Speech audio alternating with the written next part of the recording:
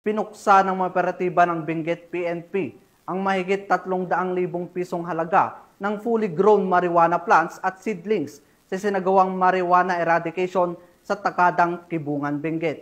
Patrolwoman Jesly Sabado sa balita.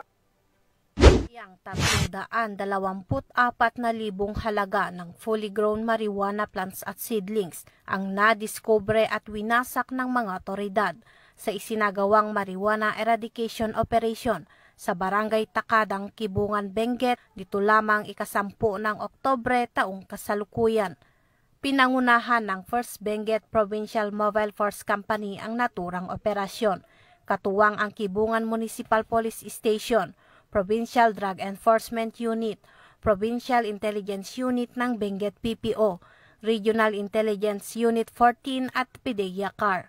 Natuklasan sa operasyon ang 1,600 fully grown marijuana plants at 100 marijuana seedlings na may kabuang tinatayang halaga na 324,000 piso.